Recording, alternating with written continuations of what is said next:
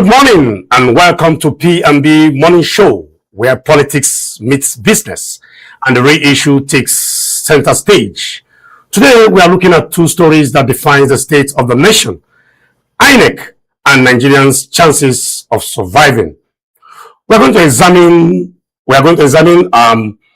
the statutory function of our nation's electoral empire, INEC, in connection and in conducting credible polls considering the various happenings in our country's past electioneering preparations.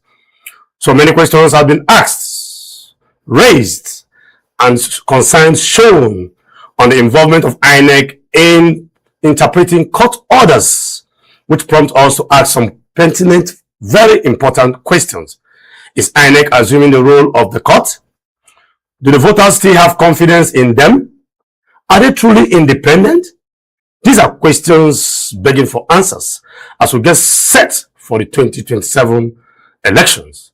And at the same time, away from the politics stage, millions of Nigerians are dealing with a very worrisome situation: the economy, the continuous rise in poverty, insecurity, and poor power supply in our nation. This brings us to the issues that makes us begin to wonder, what is the chance of Nigeria surviving? This factor has attracted widespread criticism, especially from civil society organizations, stating that Nigeria is at the brink of collapse. The first thing remains, we are blessed with so many resources, and yet it seems not to reflect in the welfare of an average Nigerian. What could be responsible for it? How did we get here?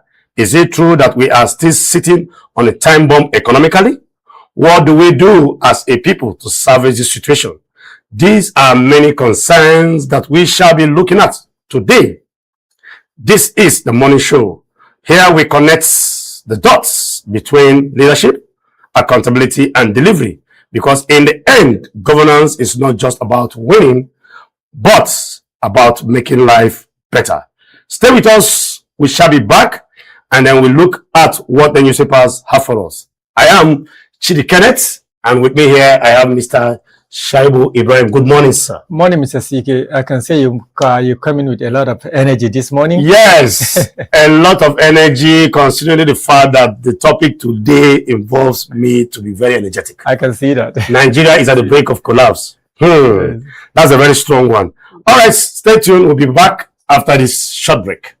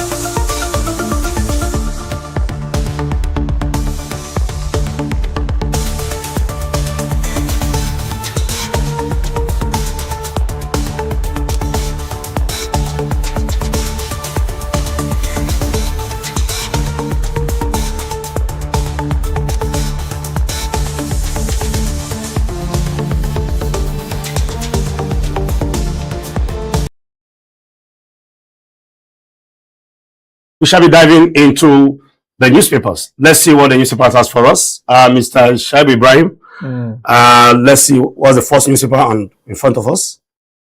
We have the Guardian this morning. What's the Guardian saying? Opposition explores options as ADC, PDP questions INEC's neutrality. Opposition explores option as ADC, PDP question INEC's neutrality. That is as regard to the forthcoming 2027 election. Yes, opposition is trying to explore different kinds of options. But this time around, we are seeing PDP. Of course, yes, now, because like we discussed previously, I think 2 days ago, because of all those INEC requirements these days, and court interpretation and re-interpretation of the court decision and court orders, it seems likely that some of these parties may not be able to stand as we approach the 2027 election. So they are now considering options. I made that statement the last time we had this discussion. Yes. That particularly as regard the ADC, there are three clear options available: either to register a new party, or to maybe opt to align with another party that is not popular. Exactly, and make it stronger, or maybe keep firm and start campaigning among the public, so that INEC can now retreat some of this earlier statement, particularly regarding the non-recognition of the current status quo as ordered by the court. So PDP too. When you talk about that status quo, there's different interpretation to that status quo. Some are saying that the status quo means David Mark and Azobo-Shola should step aside, and then Nafi should continue. Some are saying that no, David Mark should continue and Azobo-Shola should continue. That is what the status quo is. So there's a lot of let me tell you something. Let me tell you something. Once the meaning of a particular word or phrase is clear, there is no need for you to interpret. You can only make interpretation when the word is ambiguous. Wherever. So there's no ambiguity in this. There is no. The meaning of status quo, whether you check it on the dictionary, or whether it's check it on the AI, or whether it's check it on Google, it still remains. Status quo is status quo. Status quo means the present state of things, the current state of things. When Nafi went to court, the current state of things as at that time was David Mark being the chairman, and Azobo-Shola being the secretary, and the former Kwara State Governor Abdullahi being the publicity secretary of the party. That was the status quo when Nafi went back to court. Now, looking at this, considering the position, considering options, we have in the PDP we have the Wike faction, exactly, and the other faction too. Which faction is now aligning themselves as the opposition? But because before now, prior to this time, we've not seen PDP making so much noise in terms of opposition. You know, the job of the opposition is to tackle the ruling party in terms of trying to check, is not creating a form of check and balance. It's just to try to. But the PDP has not been doing that before now. So now we are seeing PDP and ADC. We know ADC has been doing it very well, trying to create that check and balance that is required, that makes democracy very beautiful. But now we are now saying PDP coming to join. So what happened? Is it that they are let's go back to the paper again before I make my point. Okay. You see, when they say PDP, just like the ADC, are weighing options because of question of neutrality. Yes. One of the options available to a PDP will be like, okay, now our option now is not to present a candidate for the presidency. Okay. Let's assume the incumbent. I'm just assuming. No, it's a permutation. It's an option also. It's an option. Let's assume the president as our sole presidential candidate, while we support our governors in the states under the PDP. This is another option. Okay. So when we say option, there are different variables regarding options. Please take us to that opinion, the newspaper, the Guardian. There's this word, this catchy word here. Okay. They said something that has to do with neutrality. Yes, neutrality of the INEC. Because INEC is supposed to be independent, INEC is supposed to be neutral because it is empire. It is like the referee in football match. You understand? But because of things that are happening around within INEC, coupled with the fact that they are starting to take what do you call it, gratification from a serving minister, and then interpreting court orders, even when the language is very clear. So this begin to show crack that maybe INEC might have been influenced by an external body or compromise allegedly. So there is tendency for INEC to be not neutral, to be supportive, or to be aligning to a certain direction. But INEC has not come out to make any bold statement in respect to that, the allocation of lands. Especially the one has to do with lands and $50,000. And they did not come and negate it either. The fact that they do not come and silence in that case is consent. Of course. What they are trying to tell us as long as they quiet, remember, is their member. It's a key official that made that statement. Mahmoud Haruna, one of the commissioners. Exactly. And it's one of the most reputable source of news in this country that have brought the information first to the fore. Do you understand? So the fact that they did not come and say no, it's a lie, or they negate it, shows something. But INEC is independent. as it were, in the Constitution. It's supposed to be constitutionally independent. And this time now is relative. Once you can compromise, once you can start displaying this kind of qualities as an agency of government that's supposed to be neutral, definitely it will send shivers across the country, particularly within the opposition parties. Even in football match, the referee is not meant to be known by either of the team. In fact, there are cases where a particular referee from a particular country that is perceived to have form of phobia. We'll discuss more of this because I think it's not part of one of our discussions. Yes, it's going to form, but you see, I just want us to create the background so by the time we dive into the issue properly, then the viewers will understand exactly why you see, there's so much attention on INEC. Once the electoral umpire is seen or perceived, it's perceived to be not neutral, or perceived to be influenced by certain power, it sends fears to the entire democratic process of the country. Okay. All right, back to the newspapers, please. Let's see.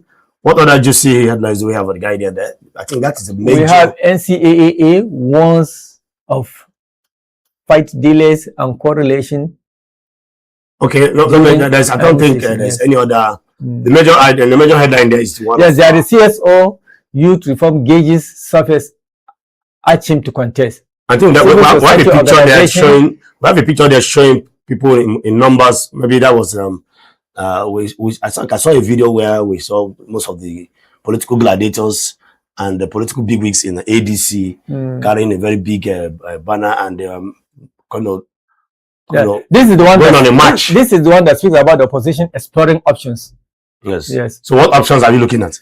We have already mentioned it, like possibly for the PDP, it's maybe to say, okay, we are adopting the incumbent as our presidential candidate, while across the state, our PDP gubernatorial as our candidate. So that's one option. That's one option for the PDP. I don't know. Let's leave the options. I think we will probably have so many options. Let's go to the next newspaper. The next newspaper, please. The Tribune. ADC. ADC. Turaki PDP. I just mentioned it. Met. Okay. Meet and explore 2027 options. Okay. ADC and Turaki-led PDP met to explore 2027 options. So now you can see that it's another angle of the PDP that is considering exploring options. Not the weaker faction that the I just said it. And that was what I asked which faction of the PDP, because we have the Wike and we have the Turaki. Now it's clear. The Tribune is clear about it. And there's a rider there. We paid solidarity visit to ADC. PDP group says we paid solidarity visit to the ADC. So that means the Turaki faction of the PDP is not thinking or considering aligning exactly to form part of the coalition, to join the opposition, to make the ADC stronger. And already the ADC appears, quote unquote, to be strong. Now, not with what is currently happening.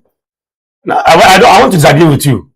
I want to disagree with you. The ADC appears to be strong, whether you like it or not. Of course. If they are not strong, then this whole political brouhaha that is going on in fighting wouldn't have been happening. Even the Holy Book made us understand that the devil does not go for a weaker person. Because most of these actions are being made. Exactly. All of these actions are being made to weaken the strength of the ADC as an opposition. One, you don't need to be told that the ruling party allegedly is scared of the ADC. That is true. Because if it's not, the other political parties are also scared. Allegedly, you don't need to be told, because the handwriting is everywhere. If there's nothing about ADC, this infighting will not be taking place. That is true. How come they're not fighting Accord Party? Exactly. How come they're not fighting PPA? Social Democratic Party, DSDP? Why they are not fighting them? Exactly. Why ADC? Now we are seeing the Turaki-led faction saying they are most likely going to align themselves. They are not saying that, but they visited, and like I tell you, perception and body language in politics says a lot.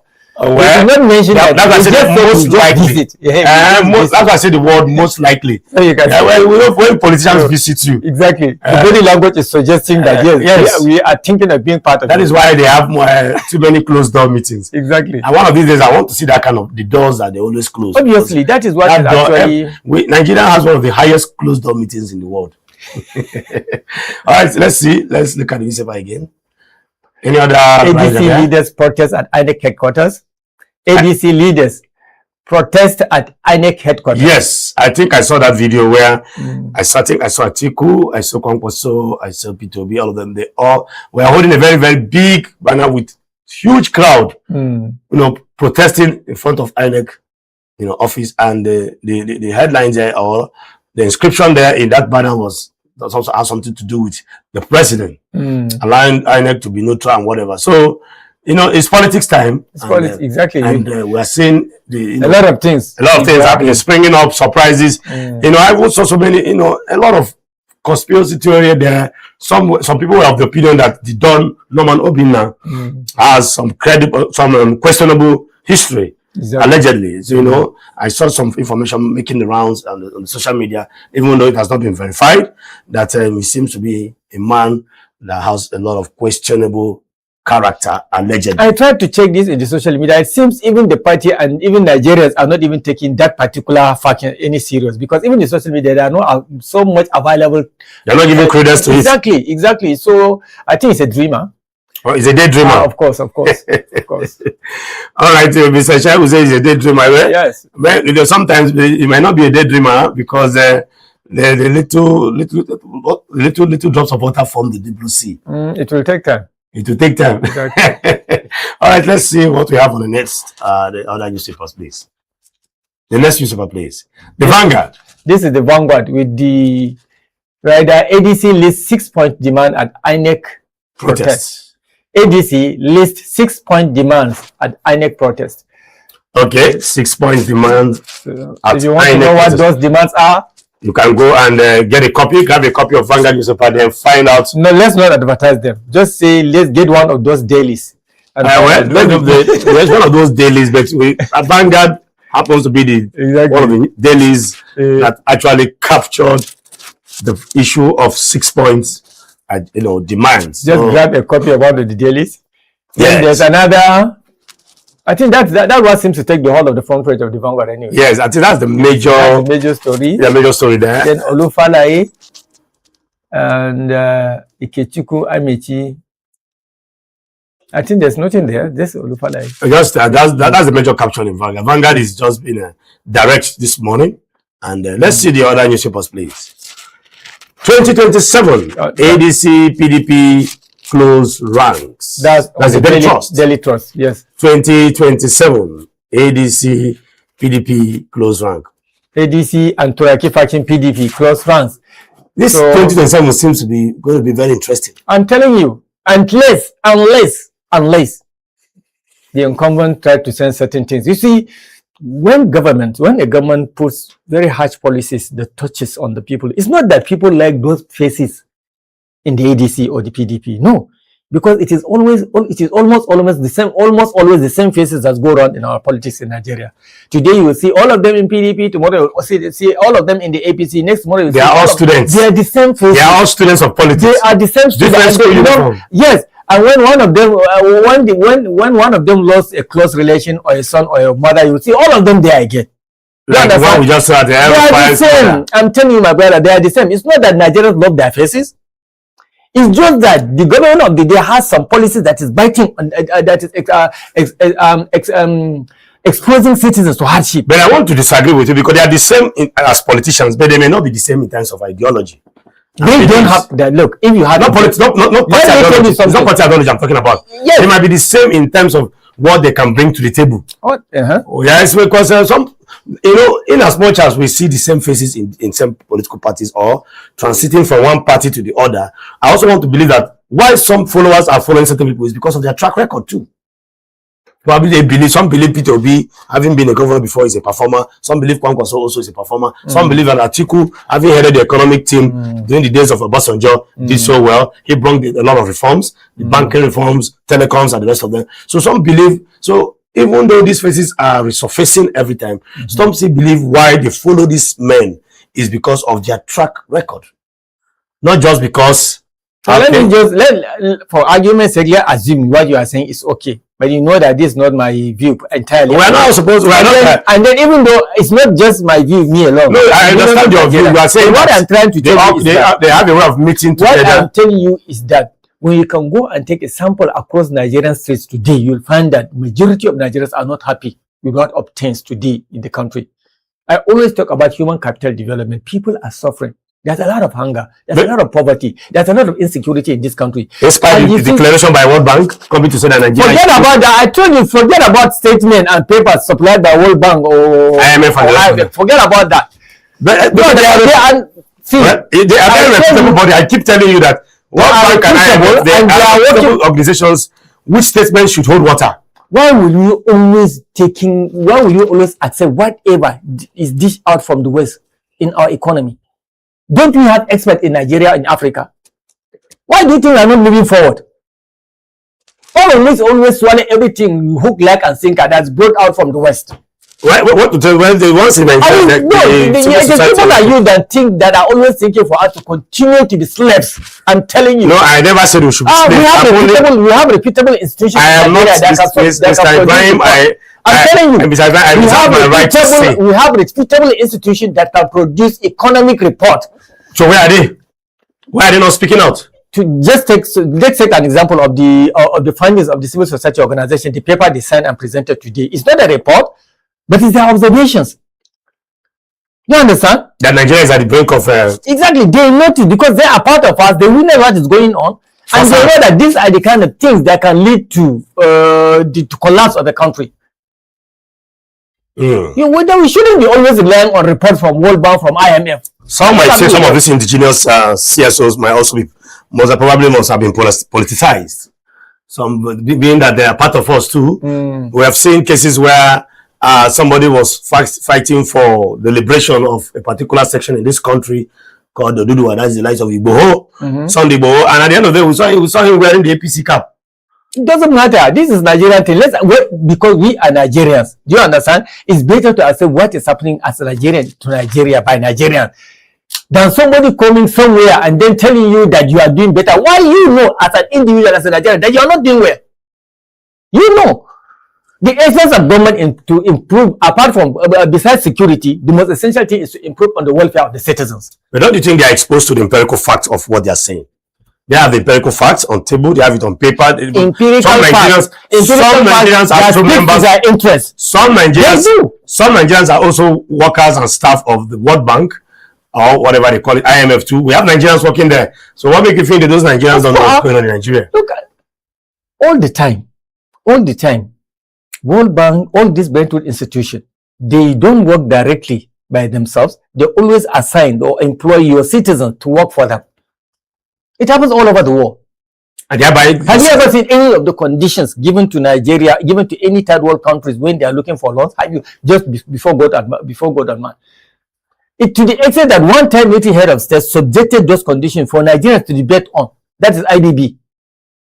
That was the first time I started seeing those conditions, stringent conditions. They will spell hardship on Nigerians. And that is what's happening all over the third world. So why do we keep borrowing? Why do our leaders keep borrowing if that is the case? That is because we are politically independent but economically still enslaved. By who? By the West. That's a strong one, Mr. Brian. Well, I think there's a book that says how Europe underdeveloped Africa. I think Walter Rodney. Okay. Not even that. There's another one written by one former American CIA. He was making a confession. He was one of the tools used, particularly in Latin America, to economically exploit all those Latin American countries. I forgot the name of the book. Confession of a Hitman, something like that. I have the e-copy. I will send it to you. Some also argue that if you don't allow the West, we have seen presidents like the likes of Ibrahim Traore of Burkina Faso. We have seen other presidents like Senegal, president of Somalia, some presidents in Africa that have decided to resist certain influences exactly of the West. So some might also argue with you that so when they resisted the influence of the West, what happened? Well, they are still there, even though there's some kickbacks. Still there. Yeah? So Gaddafi is still there. Well, Gaddafi is gone. If he's alive, I would have been asking him that question. But for now, I cannot ask that question. I cannot answer that question for now. The only thing that I want you and other Nigerians to understand is that it's not always, it's not all the time that the West has your backing. They may sometimes, but oftentimes they are after certain interest that needs to be protected. And what you are saying keep reminding me of the book Tiger's Empire by Hubert Exactly, it's mostly economic. Bread and Bullets and the rest of them by Hubert Ogunde. Okay, let's proceed. What do we have on the next newspaper, please? It's still the Daily Trust. Daily Trust. Nigeria's inflation remains high despite rebasing, says World Bank. Nigeria's inflation remains high despite rebasing. Still, one of the bread-want institutions is making this statement. So at least they are now confessing to us that there is high inflation. But yesterday when we heard that Nigeria is cruising, although even the human capital is still biting. So and we're trying to marry those two statements. What's cruising about Nigeria? But now we are seeing that the inflation is high. What do you have to know? What's your take on that? Yes, because we keep borrowing at a very high rate, and even what we borrow does not translate to improving the welfare of the citizenry. Do you understand? Okay. If, for example, we are borrowing all this huge amount of money, now running to trillions, do you know that what this administration has borrowed is running to about 100 trillions of naira, is by far greater than what previous administration from 1999 to 2017 have borrowed? Well, I don't have the empirical fact, but I think I've heard something close to that this government has actually borrowed enough money, and we are running into very huge debt. Huge, I'm telling you. Okay, let's see. Your children, your grandchildren, your great-grandchildren may not be able to repay these loans in time. Well, we see to that. And the subsequent administration will keep borrowing to add. We don't know when this administration particularly when this borrowing is going to end. Do you understand? And still, even yesterday, even as the homes of stress have been declared open and the CSBI declared for the Middle East crisis, just yesterday or 2 days ago, the price of petroleum in Nigeria still skyrocketed. Can you imagine that? And I tell you, we are Nigerians, we know that every little increase in the price of petroleum in Nigeria affects virtually every aspect of Nigerian life. Let's be hopeful that and then some institutions is telling us that they are doing good. Now let's be hopeful that the opening of the Strait of Hormuz is going to trickle down to economic. I think they have reclosed it though. They have reclosed it again. Yes, because Israel has decided to go against the ceasefire agreement. Yes, because part of the agreement is that the ceasefire for the 2 week ceasefire should stop all over the Middle East. Then just yesterday, Israel started bombing northern Lebanon again. Okay, we'll get to that. That is not what we are going to treat today. Exactly. That is rather beside the point of it. That's on a lighter note. That's on a lighter note. On a lighter note. Let the discussion of that one continue. It will continue another day. All right, let's see what we have next. The other newspapers, please. The Punch. Wike-backed PDP fumes over Makinde ADC alliance plans. Wike-backed PDP fumes over Makinde ADC alliance plans. Wike is angry. Angry over Makinde ADC. So evidences are clear now that the PDP is. Before now, we saw Wike and Makinde going to pay courtesy visits to Kwankwaso in Kano. You see the scenario I'm trying to picture? This is similarly what happened when they pay visits. No, during when people started decamping from the PDP to be joining the ADC. It's just a piecemeal affair. Today you'll hear two prominent figures. Tomorrow you'll hear another figure. Gradually like that, until they finally weakened the PDP the PDP to its present status. And now again, thanks to Wike, PDP is becoming more and more weaker. Because this is a very large chunk of the existing PDP today, the Makinde Turaki faction now. By the time this Makinde Turaki faction now split out of the Wike will be alone. Wike will be alone. And you see, this is one of the concerns most political analysts have been trying to establish in the time past. Exactly. Wike has been the one at the front burner trying to fight for whatever reasons he's fighting for in the PDP. Exactly. Now the whole thing is looking like at the end of the day, it's going to end up being Wike being alone now. Alone, I'm telling you. Because now the Makinde Turaki faction, as it is now, seems to be, preparing to allegedly align to exit the PDP. And that would align with that would ADC. spell doom for PDP completely. Because Wike alone, I think Wike has also come out to say that he's also interested in vying for the post of the president. That may be political deception, because the body language is that at the end of the day, there wouldn't be any presidential candidate in the PDP. Okay. I'm telling you, that's my perception. But Wike alone being left to run, Wike faction alone being left to run the PDP, I don't add any credibility to. I don't see any strength in it, because when the likes of Bala Mohammed has also indicated interest, that his brothers are in the ADC. And you know what we mean by then we saw that Turaki also with his people are now saying that no, we are coming to visit you. And now and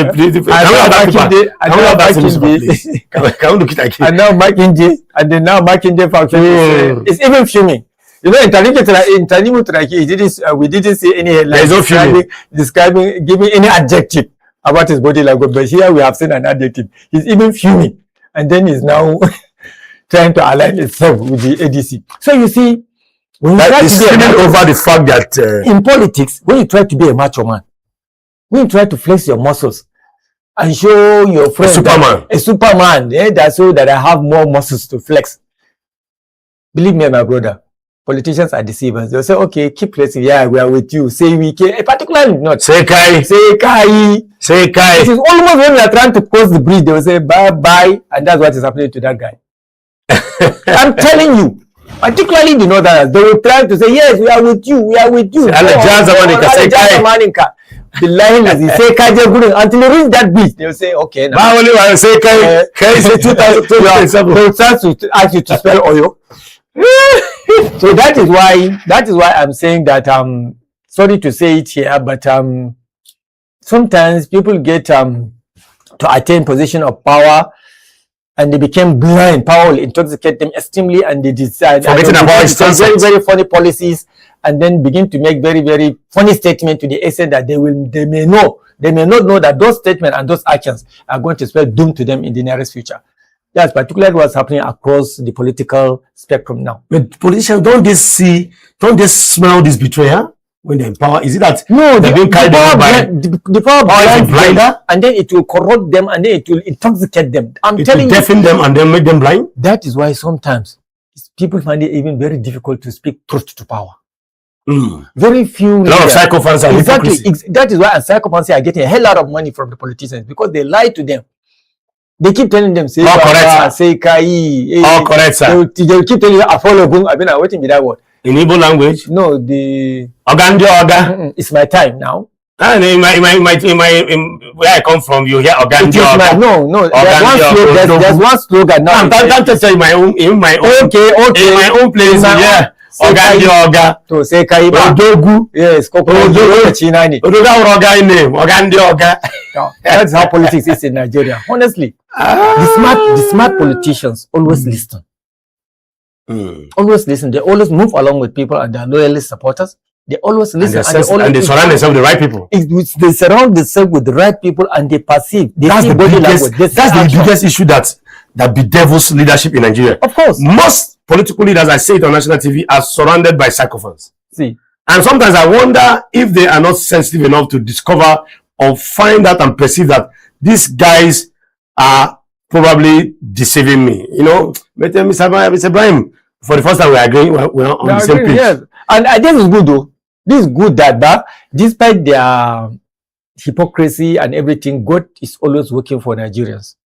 Because we are a praying nation, we are praying, people are praying. Anyway, Wike is fuming, and Wike is fuming. No, it's Wike. Okay. Wike backed PDP fumes over Makinde. Yes. Wike and his people, they're angry. Makinde, but why should they be angry? I thought they said they cannot do without Wike and Makinde also. Makinde and Turaki, that alliance, if that happens with ADC, that will be a very serious contest in 2027. I want to believe that 2027 is going to be very interesting. Of course. Very interesting. Of course. If at the end of the day, this whole political brouhaha, the storm settles. Even the electoral umpire and the electoral agency in itself, it's a subject of interest now. Because for the first time, that's the sweetest bride now. I'm telling you, for the first time, I'm seeing an electoral agency trying not to be neutral. Honestly, as a result of pressure? Pressure, Okay, when we get to, Influence. that forms one of our major discussion because they are in the eye of the storm now. Exactly. And when we get to that bridge, because let the discussion continue. Thank you very much. Okay, let's see the other newspaper, please. We are done with the punch. Let's see. Okay, we have sports. Ajibade tops Nigeria's most valuable female footballers. Ajibade tops Nigeria's most valuable female footballers. Okay. And then Lukman returns as Roji Blanco's silence Camp Nou. Lukman returns as Roji Blanco's silence now. I think that was a match between the Atletico Madrid and Barcelona. I didn't watch that match because I was busy doing something else. But I want to believe from what we are seeing at the headlines there, most probably it's like Atletico Madrid clinched the victory, if I'm not mistaken. And which headlines is that? No, the one about Lukman returning. Okay, Lukman. Okay. And silence. Camp Nou is the football stadium of Barcelona. Okay. Yes, and for them to be silenced means probably Atletico Madrid won that match. I watched that match, but I'll find out maybe if you want to know what happened and how that game ended, you can also pick up a copy of this sports newspaper and then find out in details. And I want to say Ajibade as the most valuable female player, well, is a good one. Exactly. She has been very consistent and very productive, very effective in adding, in female football. Yes, in Nigeria's female football. In carrying out her duty as a player at the Falcons. That's good. Okay, Mr. Ibrahim, before we go on break, so what do you see in this whole? What was the most interesting aspect of this newspaper headlines today for you? Which one do you think is more catchy? Is it the filming of Enrique or the alleged attempt alliance by? Yes, it's a possible alliance that may come from the coming into ADC of figures like the Machinday faction of the PDP and the Turaki faction of the PDP. This goes to show that still there are hopes, there is light at the end of the tunnel for the ADC and as an opposition party. Nigeria is a very intelligent country. Nigeria is very unlike other African countries whereby you can do things and get away easily with it. Nigerians has a lot of intelligent people that can speak. Even whatever bad policy that a government or a government agency is taking, Nigerians have a way of making a hell lot of noise for the world to hear and for corrections to be effected. I still believe that INEC can be forced by Nigerians to do the right thing, because they know that Nigerians see things and Nigerians know things. When you are going out of the constitution, going far away from your established mandate, Nigerians know that and always try to call you to order. Otherwise, they know at the end of the day, even if you declare somebody that has won an election and he really did not win an election, there are courts to go to. Because we saw this happening in Rivers State when how Amechi became a governor. It can still happen, even at the highest peak of election. So they knew that there are people that can now go deep into the constitution and find the legal loopholes. Okay. That will be all for the newspaper review this morning. And this is Politics and Business Television. We go on a short break. And when we come back, we dive straight into the topic and discussion of the day. Stay tuned. We'll be back after this time out.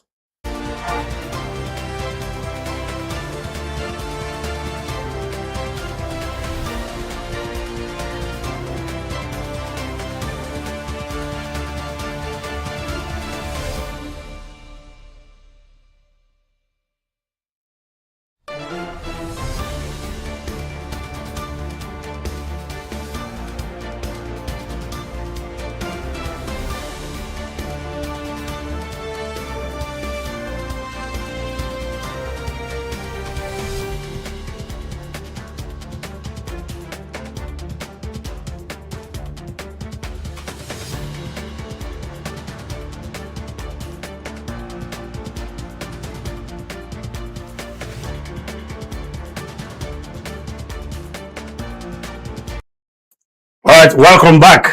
Today, we shall be examining the statutory function of our nation's electoral umpire, INEC, in conducting a credible polls considering the various happenings in our country's post-election preparation. So many questions have been raised on the involvement of INEC in interpreting court orders, which prompt us to ask some pertinent questions such as, is INEC assuming the role of the court? Do the voters still have confidence in them? Are they truly independent? And are they reliable? These are questions begging for answer as we get set for the 2027 general election. My name is Chidi Kenneth, and still with me in the studio is my co-host, Mr. Ibrahim Shaibo. Good morning, sir. Morning once again, Mr. Chidi. Morning once again, viewers. Thank you very much. Now we are now into the main business of the day. Yes. The topic is INEC in the eyes of the storm. Of the storm. Yes. What storm is INEC in the eyes of the storm? What is the eye of the storm? And what is the function of INEC? We know we have so many questions. We have to find out the statutory function of INEC, and why will INEC be interpreting court orders, as it were, as we've seen not quite recently, the case of the status quo remaining and the rest of them. Is it the job of the INEC to do that? These are many questions and concerns, and we're going to look and dive into this morning. So, Mr. Ibrahim, let me hear you. Well, the court order that is alleged to have been reinterpreted by INEC is that regards the question of Mark Aribeshola leadership of the ADC. And for me, in the first place, that reinterpretation shouldn't have even happened, because there was no reason for that. I'm saying that because recently documents has begun to emerge, whereby the release by the ADC, where INEC affidavit dated 12th September 2025, affirming David Maslake NWC was shown to the public was revealed to the public by the ADC. The clauses 12 to 19 of that document clearly shows that and affirms the leadership of transition had been completed and recognized by INEC. That is David Adibeshola leadership. I think I saw that document too. And see, if that is true, then such inter-party matters shouldn't even have been a matter of the court. A matter of the court in the first place. So there was no need for any reinterpretation of an earlier decision by the court, because INEC as a body has affirmed a document has been sent to it dated 12 September 2025, in which it was shown that they were aware of the decision that led to the emergence of David Mark and Aribeshola as the leaders of the party. So why do we even have to go back to reinterpreting past court decisions? Okay, Mr. Ibrahim, now let's streamline this whole thing and then have a very clear direction on this discussion this morning. What do you think is the statutory function of INEC? Is to guide the electoral process, ensure that a clear timetable are in place for the conduct of electoral laws. Exactly. Then to see to the fact that parties obey constitutional requirement, adhere to strict constitutional requirement, electoral laws of the nation, and to be neutral, for them to be neutral in guiding the parties to electoral success. Okay. But when they see parties going out of constitutional requirement, they bring them back. But in this case, the party, the ADC particularly, that you are concerned with now, did not go against, because whatever they do, they make sure that the member of the INEC was in attendance, just like this case. Okay. So I see no reason why later you will begin to say, okay, now there was an earlier interpretation of the court that the status quo should continue. Why? Because you are part of you attended the meeting. And signed it. And signed it. And I feel that it was even brought up to the fore that this is what happened on so date. So this goes to show that the agency has been compromised to a certain degree. That there was something at play. I'm afraid, and I hope that the agency is not being used to force Nigeria into adopting a certain, maybe one-party democracy or something. Okay, but one of the major functions of INEC is to conduct elections, bring out guidelines, and ensure party adhere strictly to those guidelines. Am I correct, sir? Of course. Now, INEC now coming to meddle themselves. Is INEC trying to meddle into the activities of the judiciary or the courts, as it were? Because we are looking at issues where status quo should remain status quo, whatever it is. I think they are not making. Is it INEC business to talk about that? I think it's not. It's INEC. I'm trying to find out. Some might be asking, is it the business of INEC to even determine what status quo should remain? I think that is not exactly what INEC is concerned now to do. I think they are trying to meddle into the affairs of parties, not affairs of courts. They are the umpires. They are the chief umpires of the party. Reinterpreting the court order is done with a view to meddling into the affairs of the ADC. Do you understand? So, but why are they? Well, that means INEC seems to be meddling. Exactly. Their target is actually not the court, but the party, the opposition parties. Is that part of their statutory functions? It's not. That is why whatever decision parties take, they always write to INEC, and then they will even request INEC to send their presence, their representative, to be part of those meetings. And whenever that is done, there are always communications in written between the political parties, not just ADCO, between all political parties and INEC. So are you saying that the political parties are different, INEC exists differently, or the INEC also controls the political party? What are we saying? Not control, guide. So party affairs is party affairs. Exactly. But seemingly now what they are trying to do is to control. Not Which guide. is not part of their mandate. Not guide. Yes, exactly. Because they have no business in saying, no, we don't recognize your chairman, no, because there was a court order pending, all this and that. They don't have the business. It's not their job. It's not their job. Because so why are they doing it?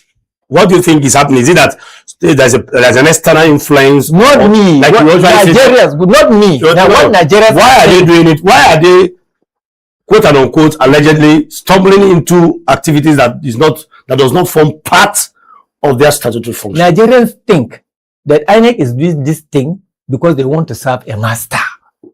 But who the master is, like I told you, it's unseen. It's unseen.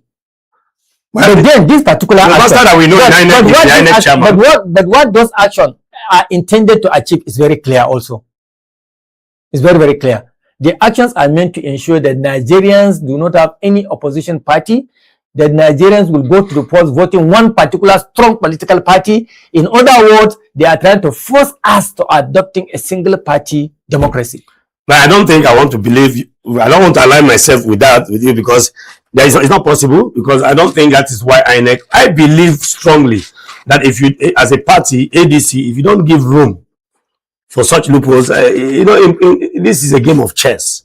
Politics is a game of chess where if you make a movement of one of your rooks or bishops or whatever, and you don't make a very smart move, the other party is going to bring you down. So I want to believe it's a game of chess. Probably ADC did not give room for those loopholes. There's no harm in one political party trying to pull down another political opponent. It's still politics. Yes, it's still politics. It's acceptable. There's no harm in doing that. But when one party decides to use government agencies to do that, is where the problem is. So INEC is doing that. Exactly. That is the perception of Nigerians. And I agree. Personally, I think this is exactly what is happening. So INEC should have allowed the parties to play their games and then watch as an umpire. Exactly, because of that affidavit that the ADC has provided. Look, no, you are because of the affidavit, or because they are INEC as a neutral body, or is it because of the affidavit? Because INEC, as we've seen, they should maintain their neutrality. This has been taken care of. It's an intra-party affair. It has been taken care of. So you don't need to go back and start unearthing all cases and say this case is still pending in court and we need to interpret that particular phrase. If you knew at that time that they invited you to come and attend that meeting, why did you tell them, no, I'm not coming to attend to? You understand? Okay. Because there is a case, there's uncompleted case pertaining this case. You did not do that. So you understand? Okay. Now we are looking at, let's look at this issue very well. Let's take it a step further. Now we have looked at the issue. Is INEC actually assuming the function of the courts in a way? That's one question I think I want us to clear. Do you see INEC playing the role of both the electionary roles and the role of the courts? Do you see them in trying to interpret that statement? Isn't that a foregone statement? I think now, the fact that you see people from another opposition party trying to troop into the ADC shows that nobody takes that even statement seriously. Even the INEC themselves are no longer emphasizing on that interpretation of that statement. And that is just a listener's question. Exactly. Do the voters still have confidence in INEC? No. Why? Even me as a Nigerian, I no longer have confidence. Why are we not? I still have confidence in INEC. Because of this few involvement in few things. For example, in trying to interfere in the intra-party affairs of the ADC, even when there are documents to the fact that they have been part of most of those decisions taken by the ADC. Is that enough to say that they are part of it? Is that enough for them to lose confidence, public confidence? There are so many. Even the fact that they allowed their key officers to take the gratification from government, although you try to cover them in that sense, but you are not the only Nigerian. Millions of Nigerians. I didn't cover them. I said if my birthday was tomorrow and somebody gives me a lamb today, let me even praise you so that they will hear you and invite you to come and write application by form. You have tried. Honestly, I don't think congratulations. But there are a lot of Nigerians. I will not accept that kind of congratulations from you. But there are a lot of Nigerians that think that has compromised the neutrality of INEC. Because up to today, I haven't seen anywhere where they publicly make a statement denying it. You understand? So this also they might want to see it as one of those conspiracy theories of maybe Mohammed Aruna is also a member. I told you before, Mohammed Aruna might also be a friend to one of those political bigwigs in other opposition parties too. For the first time in the history of this Nigeria, is political system, Mr. Brian. Don't be too sure what Nigeria. Don't just trust people just like that. That Mohammed Aruna came out to say that. I said it yesterday. What makes you think that Mohammed Aruna is not a friend to one of those political bigwigs in the opposition party? There's no smoke without a fire. There's no smoke without a fire. Well, it depends on the size of the fire. Sometimes there are exactly. And you see, there are so many people that have even doubted the credibility of the umpire himself. Even one of his colleagues recently, I saw it in a national daily.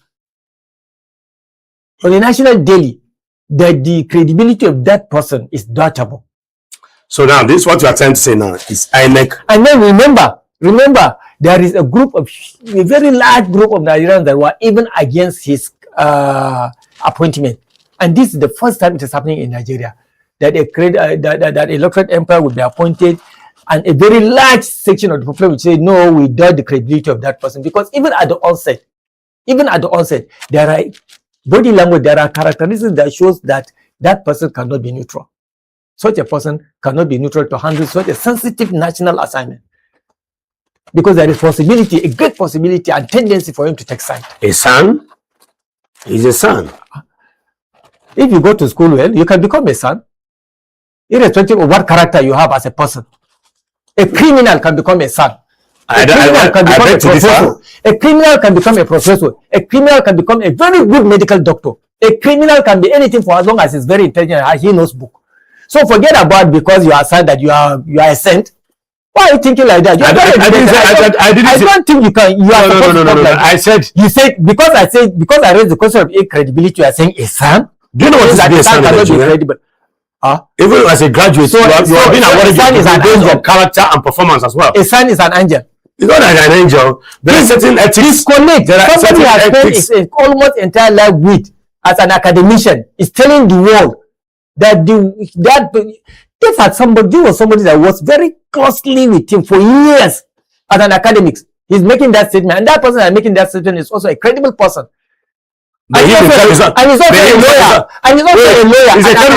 He's a both of them are academicians, both of them are lawyers, and he's coming to tell you that I know this person, no, we have worked together. Do you understand? And this is one of the things that he did in the past. Just like the former NFIU boss coming to say that I've known Erufai for over 50 years. Exactly. I don't know him to be a thief. Exactly. So what makes you think that the person saying that he's credible, and then the person he is talking about being the INEC chairman now? My major argument with you is that because President is a son that his character will 100% clear. That's what. No, I'm only saying that. No, this is what they're No. I'm not saying his character is 100% clear. Even religious scholars, let me tell you, in this Nigeria, even religious scholars, well-known religious scholars can have doubtable characters. I'm telling you in Nigeria. So forget about some. These are people that say God says, and you can still find them wanting in other aspects of life that you even as you and there are certain behaviors that is expected of a particular position you attain in life. Exactly. As a judge, there are certain ethics of and the certain behaviors you're expected to see, Mm-hmm. even as a clergyman. Exactly. So now being a son, that's what I'm trying to build my point here. There are certain things that is not expected of him to do. And that is why I said he's a man of credible character that I don't want to believe he's meddling into certain things that is being alleged against. You don't want to believe. Yes. You don't Looking want at to the believe. position of the But father, so many Nigerians want to believe. You are just a simple one person, one Nigerian, as CK. I'm entitled to my opinion. I'm not arguing. I'm not arguing with that. I agree that you should always keep tight to your opinions. Do you understand? But there are so many people that have a divergent opinion, an opposing opinion about that. Well, that's the beauty of democracy. Exactly. We must not agree at all times. However, I need to ask one more question again. With all this, back and forths, INEC in the eyes of the storm, why is is INEC actually ready for 2027? I don't think so. Why do you think they are not ready? Because the most important aspect that will keep INEC very strong is to ensure that their trust and credibility in the eyes of the people are maintained. But as it is now, that trust and credibility is shaky among opposition parties, among party loyalists, among ordinary Nigerians. Do you understand? Even in the eyes of international bodies that are watching what is unfolding before our eyes in Nigeria. Because when an electoral agency starts to radiate aura or sign that it is aligning certain way, it sends shivers. What you call body language. Body language. It sends shivers to the opposition and other Nigerians. Nigeria are becoming more and more scared. Are we really going to be practicing multi-party democracy? Are we not being forced by force to adopt single-party democracy? Because when opposition parties are beginning to be weakened, deliberately weakened, sometimes using government agencies, sometimes doing favors to government agencies that are supposed to stay neutral and independent. Collecting gratuities. Exactly, gratifications, not gratuity, gratifications and favors. I can't call them gift. These are not gifts. These are not gifts. What's the difference? The difference is that when I give you a gift, I give you a gift honestly because I like you simply as a person that you deserve this gift from me. I'm not expecting any favor from you. But when I give you gratification, it is connected to timing. You are expected to be grateful to me in return. That's why it is called gratification from the word grateful. I expect you to be grateful to me. A time will come when I expect payback from you. Does this difference has anything to do with timing? Exactly. Even the time that I extend that hand of gratification to you matters. Do you understand? It matters. Somebody said something that yes, these are people from one agency being given gift at the same time. The same kind of gift? The same kind of gift at the same time. Do you understand? Like in the previous discussion, I told you if the intention is to be kind to government officials, out of maybe not use the word pity, but out of the feelings you have for them that these people have served government for a long time and up to now some of them do not have houses, then there are areas that you're supposed to look into. If to say maybe it's only 3 or 4 of those electoral officers, then plus 3 other maybe secondary school principals, maybe 3 from the Ministry of Water Resources. Do you understand? Go to across the ministry and select 2, 3 people and say, okay, the government appreciates your work.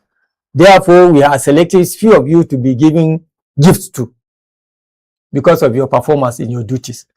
This would have been different. But now you are going to one agency. One agency that is going to benefit you. And other agencies are begging for gifts. So all this thing is that might probably prompt the reason why the resident doctors are also, would I call it jealous or so? I don't know, allegedly. Exactly. That doctors are not. Just few months ago, houses have been built for judges. Just look at it. The people to whom gratification are being extended, they are key in the electoral process. They are very, very key agents. The judiciary, you started giving them mansions and cars. We saw last week, I think one of the newspaper headlines, 139 billion marked for post-elections. Is it lawsuits? Because it is expected that tomorrow, even though I do not present candidate, they will mark my party on the ballot paper. Then another person will win, and then they will take it. Well, we are not even done with the presidential with the process yet. So that is it. They are getting prepared. They are giving them body language that you are coming to get our gratification back home. Your payback time is coming. So after the election, a lot of court judgment will be passed, and then most of this court judgment may end up going one direction. You can't take my money and say you can't work for me. So he who blows the pipe dictates the tune. Well, in as much as Nigerians are watching and they are listening and they want to believe that we are the storm now. We are the eyes of the storm.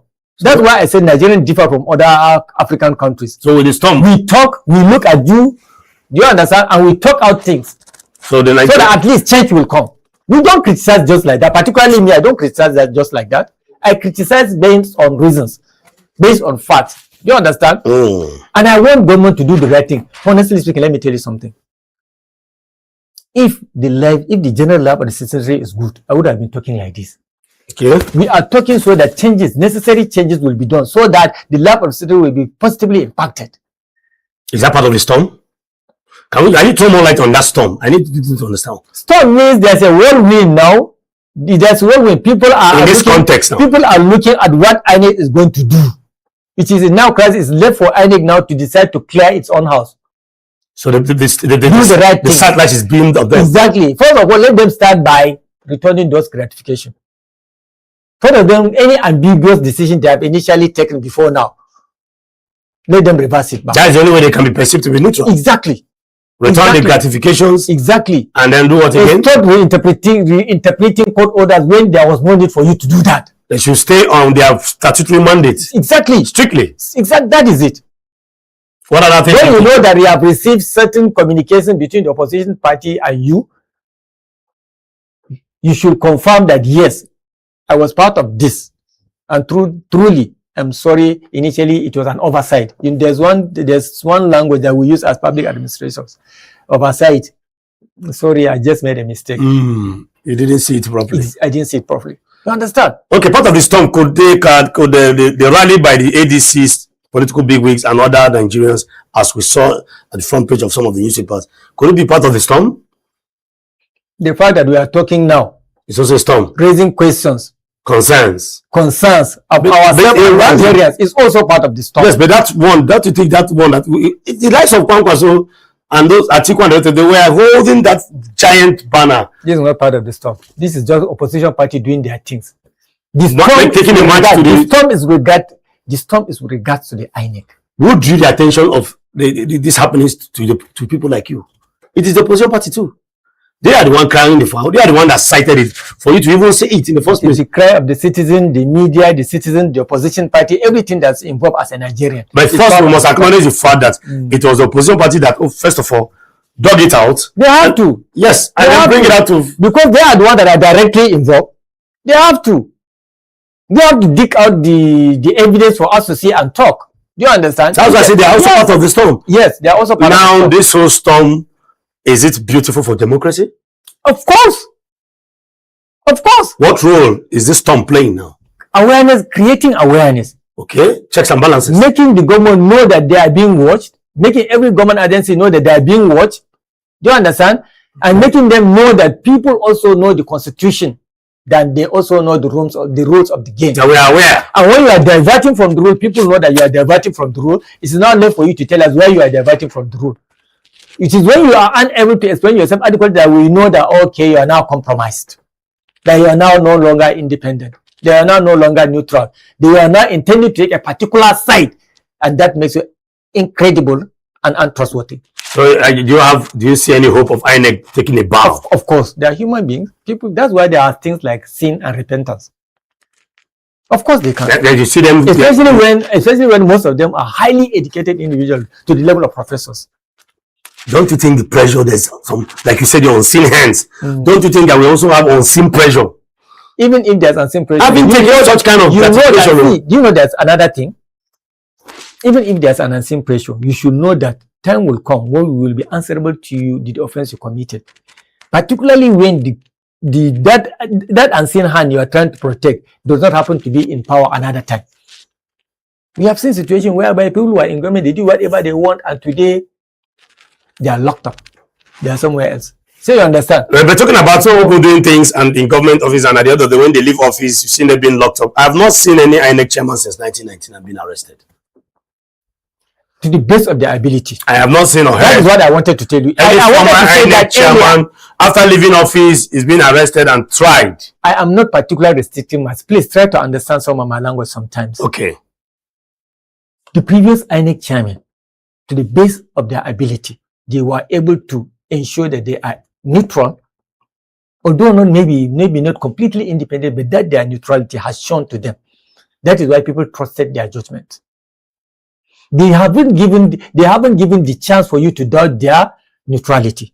They haven't done things that will raise questions seriously like that.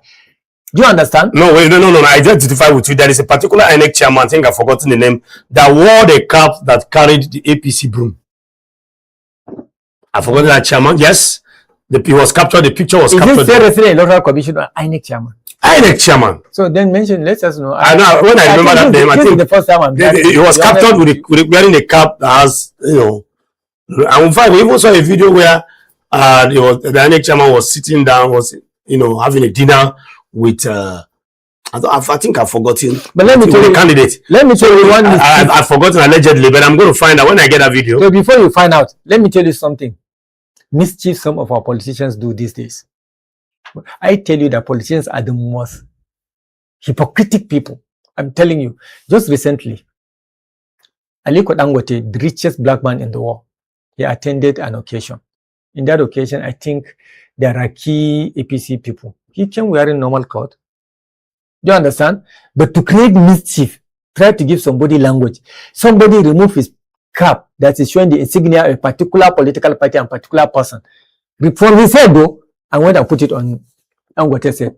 Dangote quickly removed the cap and then threw it away. What will have happened if Dangote decided just to become a foolish and then allow that cap to stay on itself for 1 minute? People do that. And if that, as you allege or as you said, if that... Deji also did that? Eh? Deji, the lawyer activist? I don't know who did it. Somebody tried to wear him one of those caps too, with the insignia of a particular person, and exactly. And he refused. And it also happened recently. Olusegun Obasanjo attended some occasion where there was Remi Tinubu and Bola Tinubu wearing the same cloth. So when he came to attend the occasion in using his ordinary agbada, before he reached there, somebody just pulled a agbada that is looking exactly like the president's own with presidential insignia and then wore it on Obasanjo. I also saw this on social media. He appeared in that place in an abada, in a similar abada with all the ADCP. So people do mischievous things that you don't know their intention, you don't know what they did it for. So when you say there was a time that any chairman wore APC cap, if that the cap with the symbol of the broom, with insignia, with the APC insignia, we may decide if they allow this person to stay. Probably it might have been one of the, I'm not saying for sure, it might have been one of these political mischievousness. It can happen anywhere. Do you understand? Okay. But above all, the bottom line is that political empire, election empires are supposed to be neutral, are supposed to be free from influence of any outside hand. That is why there are mandates, there are laws guiding their performances and tasks and functions. All right, thank you, Mr. Ibrahim Shaibu, for doing a very good job to this topic. All right, we'll be going on a short break, and then when we return, we'll dive straight into the second topic of the day. This is Politics and Business Television. Stay tuned. We'll be right back.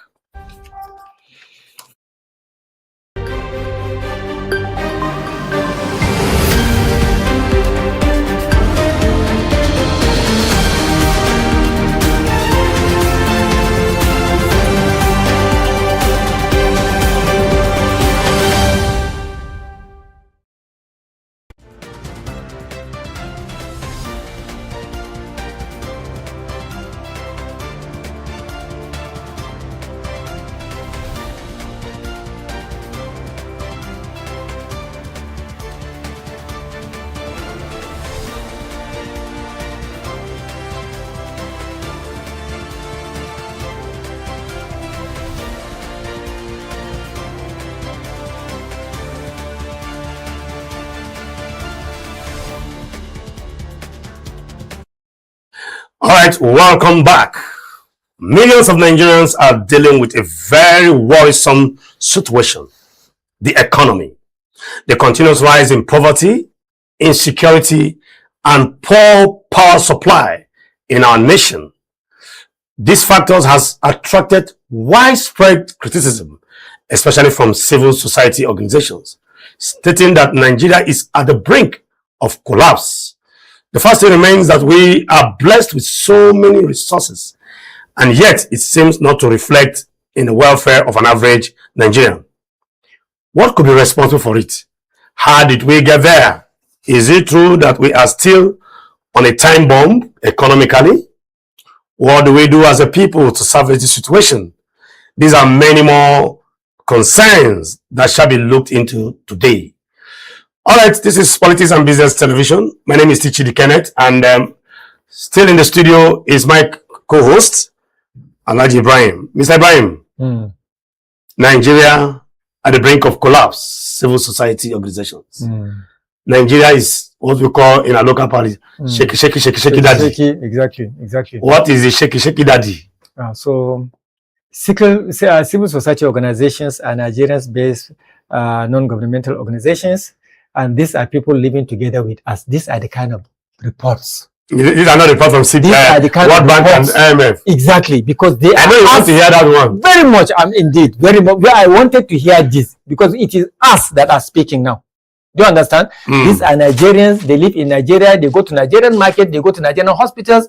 They buy Nigerian food. They feel our pulse. Exactly. We feel the pulse together. Yeah, I'm when they spend their smiling now. Exactly. Yes, because somebody this is what Bank is expressing my feelings. Do you understand? Not somebody sitting in air-conditioned New York Times 24-story building and then dishing out some reports in respect of me. On paper, in respect of my welfare. But these are Nigerians. I'm even not happy that some economic institutions are not even... I think there's one particular economic institution that I'm trying to recall in Nigeria. They are the ones that are supposed to say this, submit a report based on this before the civil society organizations collectively will now make this collective statement. I think it is true. This, you can see that I always talk with passion when it comes to the human capital development. This is my area of major concern. Okay. So you see, if you go around Nigeria, you will see that there's a worsening insecurity. There are a lot of killings in the name of banditry, in the name of insurgency taking place, particularly in states like Borno, Plateau, Katsina, Kaduna, Niger, Kwara, etc. People are dying. Even today, people died. I saw it in one of the headlines when we are reviewing the papers. I was about to read it when the producer took it away. People are dying daily in Nigeria. And the government is not that the government is not doing anything, but it's not doing enough. Enormous amount of money has been expended in the name of security, but that does not stop people from dying. And that does not take the atrocities of the bandits, neither do they stop the atrocities of the insurgents. They keep expanding. You understand?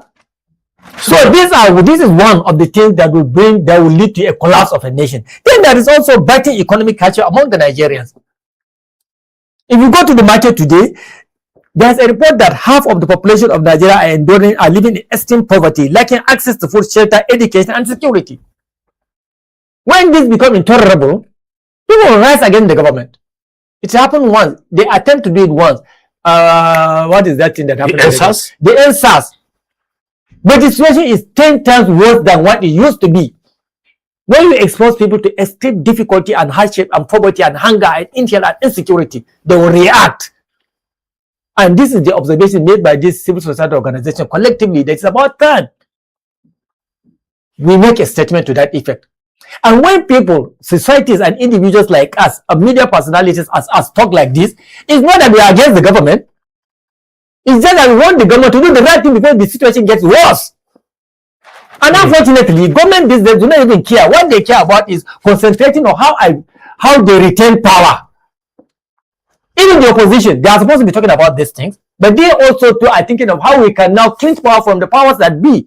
It's not even healthy. Probably to correct the situation that you're talking about. If that is their intention, it's a step in the right direction. But this is, and we don't really know.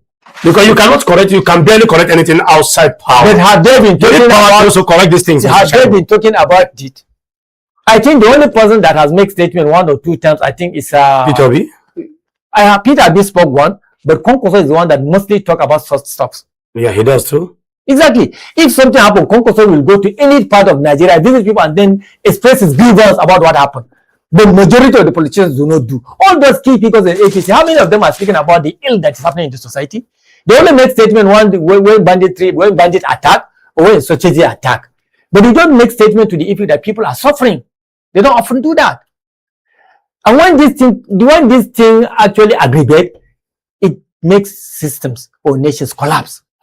Then thirdly, there is endemic corruption in the system. We keep hearing trillions. 210 trillion. Trillions. 4 trillion recovered. Always trillions. People are no longer, politicians are no longer talking in terms of billions. They've graduated to trillions. They are talking trillions. You see their words in going to shopping in Dubai. While the ordinary Nigerians suffer in abject poverty and hunger. So is that the reason why we borrow money? People are watching. Yes. People are watching. You will see a son of a politician riding a car of 100 million naira. While his age mate cannot even go to school. You know that clowns. And these are the kind of things that boils the citizenry. And it will soon make the nation to collapse. So when this civil society come up with their solid statement that look, well, this is what is happening, it's a wake up call to the government, not only to the government, the generality of politicians, the ones that are in place, the ones that are trying to come into being in place. Okay, Mr. Saibo, I think I want to also told another line in this argument. Now look at this situation. I don't believe Nigeria is on the brink of collapse. Why would I say so? Now looking at the forthcoming elections in 2027, you can see that we see a group going around the country giving bags of rice, giving televisions, giving all kinds of things to people, and people are saying, are praying for the leadership of the country, making promises that they are going to cast their votes, and Nigerians seems not to be aware, or would I say they are not even, the economic hardship is not biting them enough to realize that it is time for us to, to reject certain things and stand our ground and take the right decisions.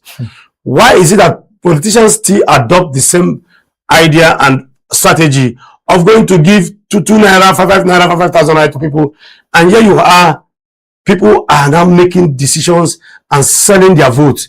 Does it show that we are truly learning our lessons? I'm even surprised that you are saying that the difficult economic situation is not biting on Nigerians. It's biting, but some people are not learning from the bite. It's not biting. I said not to be learning from the bite. Became angry when you No, I didn't say it's not biting. It's biting, but I'm saying that it's like a bite. Some Nigerians are not feeling the bite enough. You see, it is also deliberate. Why will you take 10,000 naira to it is deliberate. It's a Machiavellian approach. It is deliberate that from the politicians, they have to expose you to absolute poverty. Weaponized poverty and hunger, so that you become subservient to them. So that you will not even get the strength to rebel, to protest. You understand? When you are hungry, you cannot start protesting. You understand? It is deliberate. And then they keep taking all these bag of rice. They are no longer even giving bags of rice. I think they are doing it in the south, or maybe but in the north, they will count mudu and put it in a leather bag for you. Because I'm telling you, we have seen it now. We have seen it there's a name for that now. Well, that's a movement. Is it the City Boy? When the City Boy movement went to Kano, they gave them packed food. You do understand? Already prepared food were in plastic containers, and then 2 noodles of rice and 1 juice for later. That is insulting. And when they went to the south, they start giving them refrigerators, iPad, you see, sewing machines and all that. But the bottom line is that they do that. People keep taking it because they have no choice. There's a proverb in Nigeria. I don't know whether it's a globally accepted proverb, but in Nigeria we know it is. A beggar has no choice. I'm hungry. I need food. But beggars don't have choice these days. They should have choice. That's why I'm angry at the ordinary Nigerians too for accepting this thing. But then there's another school of thought that say, yes, it's my own now. Bring it to me. It's already it's my money. It's my right. It's my money. I am one of people. I always tell my children, anytime you are going to cast your vote, if anybody brings him money, no matter how big, please take it. But don't vote for him. He is not the candidate you believe can live up to expectation. But if you believe that this is the right person you are supposed to, but even if he gives you money, tell him that, no, I don't need your money. I trust you. I can vote for you. But if it is a person that's trying to vote your humanity, because selling your vote is selling your humanity. Even if it is 1 million naira, take it gladly and don't vote for him. Do you understand? I even believe, me personally, it's my belief that even if I swear by the Quran, I will vote for you, I will take the money and then not vote you. And God will not hold me responsible. Because in the first place, it's my own money, it's my own right. You expose me to that poverty, that I have to accept that gratification. So I will take it and I will not be grateful. I always tell my wife and children, go. If anybody give you money, take go. But if you're not the person you believe that can do justice to you, don't even vote him. But take the money. I think that is the approach that generally all of us Nigerians should adopt. Let them keep bringing the money they stole from us. We will take it and will not even vote for them. So they should keep bringing the money. Exactly.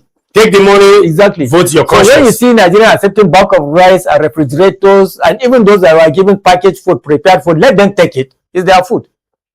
Okay, you mentioned so many factors that could trigger the collapse of the nation. Exactly. Citing poverty, citing insecurity, poor electricity, different factors. Now, what do you think is responsible for the continuous rise in this poverty? Especially, let's start with poverty. What is because I stumbled into a campaign poster of the late President Shehu Shagari, and I still saw these same issues we are dealing with in 2026 being, displayed there. And I'm wondering, as far back as 1979, the same issues. What's happening? Issues such as the poverty, the issue of these same issues. So I was wondering. No, I saw it. Yes, you can see it. Of course, I'm not contesting that you saw it. It's true. It's true.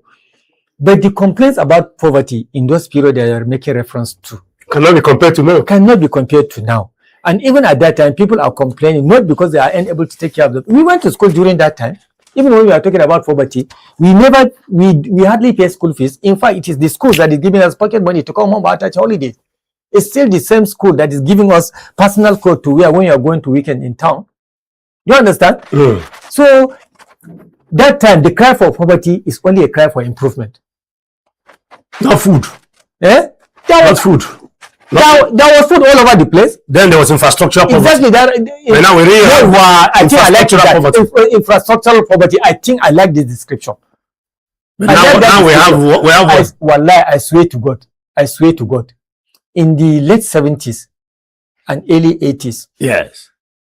My plate of food in my house has two big meats. I swear to God. Allah. Two big meats. Whether it is beef, or whether it is a cow, or whether it is chicken. Very big one. And I don't come from a very rich family at all. I'm ordinary. I come from a very, very humble background. Not very, very, when you say humble, very poor, no. Humble. I was brought up by an uncle who is a civil servant. He was a university lecturer. You understand? Yes. Our neighbors within the community, you see all these almajiris, you hardly see them in those days. They are there, but they are not as much as they are today. So when people are talking about poverty that time, they are only talking about infrastructural poverty. Exactly, infrastructural poverty. But today, there are people that skip meals in order to pay rents. So many Nigerians. We have 001. 001. I didn't get to know this 001, 002 until around 2000. Until around the year 2000 something. 001, 101. Initially, I was thinking they were course units. When I hear people discuss 00, I thought they were course units. Course units in school. It's in school. Until somebody explained to me that, no, it describes meal intake. I was even working there. Do you understand? So what is the cause of this rise of poverty? Corruption. Corruption. Stupid, bastard corruption that has eaten deep into us. The easiest way to become a bastard billionaire today in Nigeria is to join politics. Irrespective of whether you have been to school, whether you're going to school or you haven't. So politics is business now. Big business in Nigeria. You will become stupidly, stinkingly, bastardly rich person. Even when you don't deserve it. So that's why people do all sorts of that things. is why we are wallowing in poverty, in hunger, in diseases, because people take what does not necessarily really, honestly belong to them. Amounts of money that are supposed to be serving the nation are being cornered by few individuals simply because they are politicians. We can't They're get it privy to right. power. Exactly. We can't get it right when we continue to live like this. We are not talking because of us. I'm already above 60. I'm not talking for myself. You're talking for the generation I'm talking unborn. for the country, for the young, for our son and great-grandchildren and grandchildren. I don't gain anything today by speaking like this. I'm talking about the generations yet unborn and generating our youth today. Nigeria has a very strong, able-bodied youth. The greater percentage of Nigeria's population are able-bodied youth. Make environment good for them. Create enabling environment. Create jobs. I can't stimulate the economy. Do you know what's surprising me? If you are already 40 years old, not somebody like me that's already 60 and above. If you are already 40 years old, please, what will you do with 1 billion? How do you do 1 billion? Give it to me first.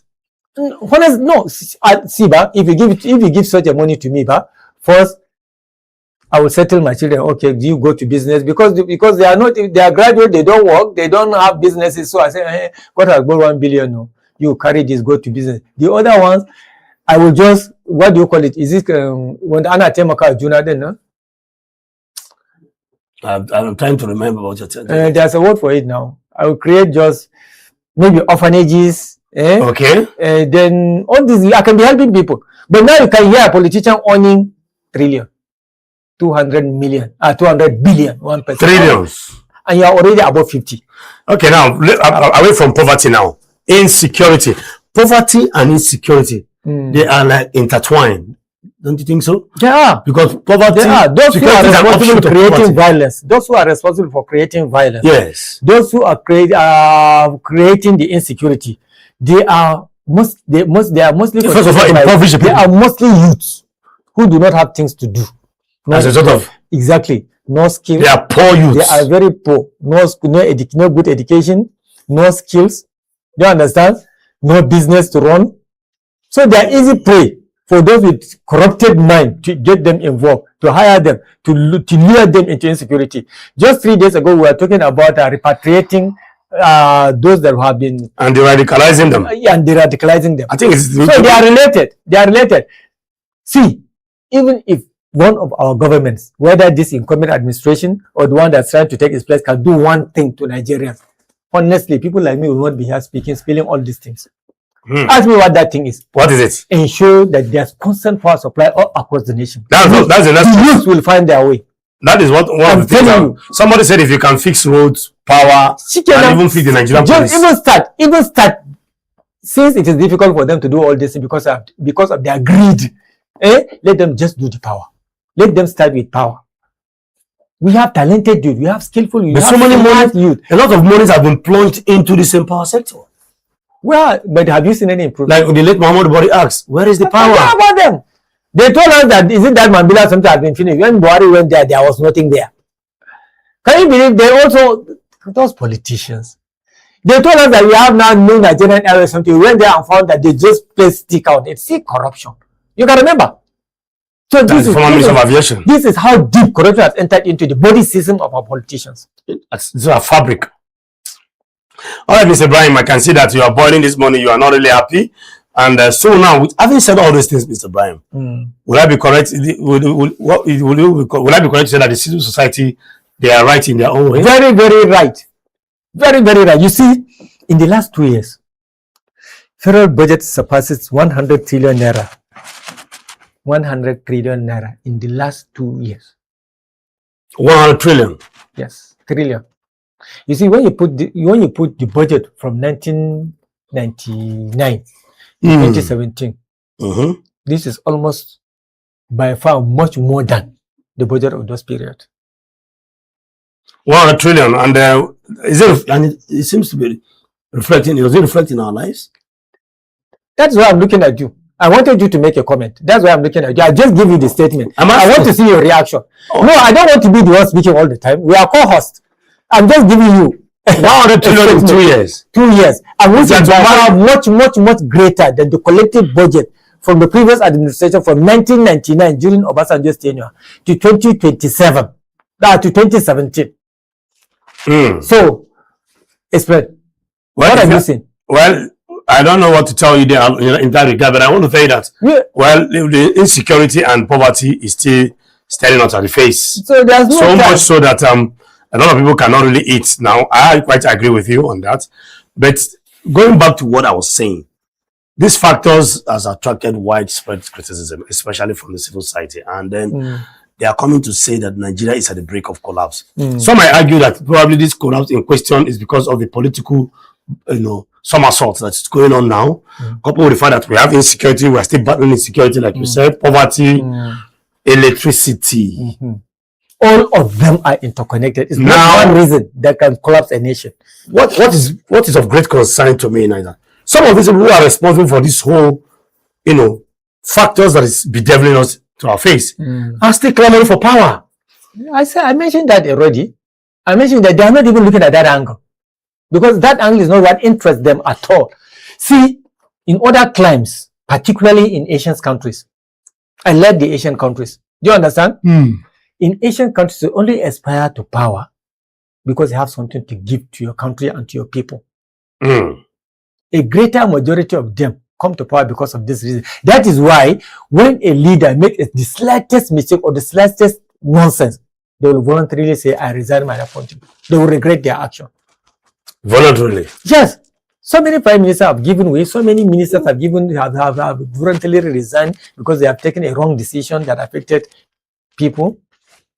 But that is their objective of aspiring for. Do we see that happening? Yeah? You can never see that. Because the aim here is not to come and improve to contribute to the growth of the nation or contribute to the development of the nation. The aim is what? The aim is to enrich myself. That's why I said politics in Nigeria is business. They are only there for the power. Majority of them. There are very few of them that are not that have this good intention and good ambition. But they are fewer in number, and they cannot impact any positive thing because they are being overpowered. If you are not careful, when you go there as a saint, you may come out as a sinner. That's how bad. Wait until that time comes. When I get to that bridge, I will cross it. So are you? No, I will delete your number. I'll start being your friend. I'll start being your friend. They're going to delete my number. No. When I get there, if you happen to be now a member of reps or maybe local government chairman, an appointment. The moment I hear the spokesperson of the moment somebody comes, hello, let's pray. CK is now the chairman. What if I'm appointed and I'm in a government that is doing well? Are you going to have my number? Of course, no. I will keep hearing stories now. I will keep hearing stories. And if I do well, indices are I will know how to contact you. I say, hi, I've been hearing stories. You are doing well. So you have my number based on that? Yes. And we'll even visit you. And this brings us to the And if you carry money and give me, I'll take it because it's my own money too. If you take the money, that means you're part of the corruption. No, because I trust you now. You're doing the right thing. Don't you hear? You are doing the right thing. That's why I came to you in the first place. What if I'm not doing the right thing? If I give you money, will you take? I will not take. But you said if you come to seek my vote, yes, that time I will take it. So is it true that we are sitting on a time bomb economically? Yes. Time bomb. Yes, not only economically, even politically, even socially. And sometimes it's social upheavals that lead to destruction of a nation more than the economic. The economic will trigger it. But the social will respond. The society will respond. The economy will trigger it and the social will respond. And then anarchy sets in. Just like it happened with NSAS. We are just lucky. Do you know why we are lucky? No. You are lucky because certain section of the country refused to participate. That's the knot. That is the knot. If the knot had also participated, I think the story will have been different by now. So please, if we are sitting on a time bomb and we need to our leaders have to take steps to salvaging the situation before it really get out of hand. Okay, Mr. Ibrahim, now what do we do to salvage this as a people? It's not enough to talk now. What do we? It's now to walk the talk. What do we do as a people to salvage this situation? Yes. As a people, we need to create awareness, and this is part of the things that we are doing. And then we need to show our anger, not by protest, but by write-ups in social media, in news media, in newspapers, in television, like we are now doing. Protest is part of it. No, see, it is your right as a citizen. Not violent. No, nobody's talking about violent protest. But as a citizen, it's your right to protest. That's what I meant to say. There's a way of showing your grievance. Peaceful protest. Do you understand? But then the action does not necessarily come from us. It also comes from the government. What will now the government do? Deliver economic justice by converting record revenues into things like tangible improvement in social protection, job creation, access to healthcare, and affordable food. They can do this. It's easy. Then secondly, by ensuring coordinated national security effort and enhancing intelligence in our security machinery. The monies that we spend on security, let it be allowed to really do its work. Let it be really be spent on security. Adopting sincere approach to security. And when monies are released for security purposes, let them be invested in security purposes in reality. Not that we will hear it and then we will not be having drones, except drones to go and monitor elections. We had it sometimes this year, where they say drones are available to monitor elections. But and I'm wondering, do we have drones? Those drones cannot go and see where the bandits are hiding in the bushes. So when we say we are spending money on security, let's make sure that all those money really truly go into ensuring that the necessary devices and equipment have been provided for security purposes. Let's take care of our young boys and girls that are in the bush fighting on our behalf, ensuring their welfare, taking care of their families while they are away. And if, God forbid, they lose their life in action, let's ensure that their benefit have been paid to their beneficiaries, and their beneficiaries are adequately taken care of. Because this kills morals of our soldiers going to fight for insecurity. They know that if you die today, your relative may not even get anything from the government. That is second. Then third, ensure corruption is terminated by swiftly prosecuting those officers found to be guilty of corruption, whoever they are. And that is actually, corruption is our major problem. So we're still back to corruption. Exactly. Once we can take care of our corrupt officers and then take care of the corruption system, Nigeria will improve. Like I always say, we are a country that is blessed with almost everything except good leadership. I was even going to that place where we are. The fact remains that we are blessed with so many resources, and yet it seems not to reflect. Exactly, it doesn't reflect. It doesn't reflect. Then on my list here, let the government also review trust in the judiciary. That is also a problem. That's another angle. Listen, that's the hope of the common man. Exactly. These are the things you ask me. What are we going to do to salvage the situation? This is why I'm outlining them now. Okay. Do you understand? So that there will be court will be guaranteed independence, and there will be timely prosecution and court orders. Don't catch somebody and then detain him in prison without actually passing judgment, for them to linger for years without court judgment. Then lastly, guarantee that justice is affordable and accessible to every Nigerian. Affordable and accessible. Exactly. What do you mean by that? When you say justice to be affordable and accessible, there are people who have cases in court, but they don't have the muscle to the financial muscle to secure very good lawyer to defend their cases. The government can provide you a lawyer, but you know how the legal system is today. I know this is not subject for the discussion to now here.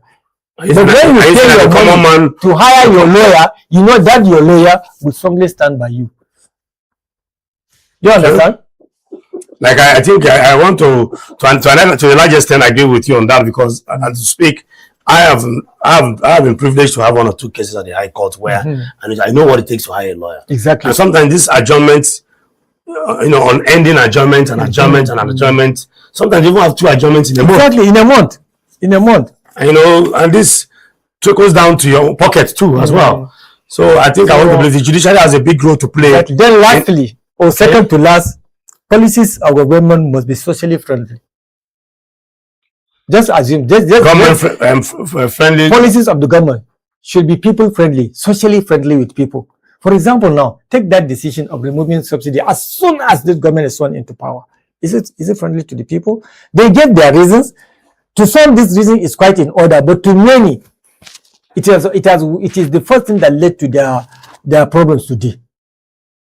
You understand? And then also, look at this tax reform that's been put in place. Up to today, you keep seeing alert, debit alert in your banking. Some people don't have much in their bank account. Some people are only selling bread by the roadside. That issue of that bank alert. Do you understand? You know, I wake up every end of the month. You don't even 1,000 plus, 2,000 plus. Exactly. And apart from that, every day you keep seeing 15 naira, 25 naira. And what's going on? You can't even understand. Your own is just 15 naira. No, apart from the one monthly withdrawal, there's this cumulative withdrawal that is being done monthly. I don't want to mention the name of the bank, but I think the regulators should look into this. At the end of the month, you just see some chunk of money chopped off from your account in the name of services rendered to you. Exactly. And I'm wondering, these are monies paid as a way of tax. Keep coming in. I don't know that I even take care of them now. So many people are crying about that thing. And here we have the Nigerians, we provide water for ourselves, we provide water, we provide light, we provide everything. Exactly. You pay school fees to your children no longer go to. 70% of Nigerian children are going to private schools. Even private schools are now in categories. Because education is necessary. No matter how poor you will try to say, see, this suffering, I'm suffering, well, my child must go to school. I don't want my child to suffer like me. So there are categories to private school. I'm surprised to find that there are private schools that are paying school fees 30,000, 25,000. And there are, so they are in categories. Because they know that it's better to take their children. I don't think there's anything private about that kind of school. At least now they just want their children to go to school, because if they go to public school, they may not learn it. There are private schools that pay up to 9 million naira. You're talking of? No, I know of. You don't understand. I know of a woman. I know of. At least I heard about. Don't talk like this. I'm telling you that because the public schools are nothing to go by, the poorest of Nigerians prefer sending their school to the lowest private school. That's the point I'm trying to make. That has the resemblance of a public school. Exactly, but it's a little bit better. At least your child can learn to read and write. I'm not talking about Abuja. You go to Kaduna. Honestly, it's Kaduna that I heard that there's private school for as less as 25,000. Because the cost of living in Kaduna is actually not comparable. I'm just Abuja. So you see, like I was saying that I overheard, I think a lady that was saying something about one of the honorables whose son attends the school in Nigeria. Running to millions. 9 million naira. You see how? We are not talking, forget about those people. There are people that are talking again. They are the 9 million naira. They are the people, they have. Allegedly, anyway, but I don't have the facts, but I heard it. So what in this country, yes. So you see, now, Mr. Brian, these are so many issues. Why? Would I be correct to say that, let me put it this way, I'm trying to get a word for that. With the statement from the civil service and civil society organizations, is this justifiable? Very, very justifiable. Looking at all these factors, very, very justifiable. If somebody like you that will feel the report of the World Bank is justifiable because of the World Bank that you don't even know them, you don't even know where the image they portray. Because of the image they portray, I agree with you. If that statement, if that report is anything to go by, then this CSO bold statement is the one that is strongly justified by most of Nigeria. So it's a bold statement. It's a very bold statement, and I like them for doing that. Honestly speaking, I think you have to create a discussion for us to talk about all these economic and political institutions in Nigeria that are not doing their work adequately. They are the ones that should have spoken earlier before these civil society organizations. It is their job to conduct researches and determine where and how, what are the issues that are happening to the society, and even proper recommendation to the government, either political or economic. But they are not doing that. Maybe they are doing it, but we are not seeing it. But if they are doing it, they should make it public. Let the public know that they are doing these things. Nigerian economic. Okay. I forgot Nigerian economic. You're trying to remember the name? The name of that institution. I used to get access to some of their journals before. And they're not speaking out now. They are not speaking. What do you think is responsible for not speaking out? I don't even know. Is it that the same unseen hands you're talking about? Because everybody seems to be, apart from the, even the civil society that are speaking out, we even see some individuals who are, seen to be or perceived to be what we call radicals, activists. People like Sore, people like Rasanjani, they are part of the CSO now. Yes. Sore is one of them.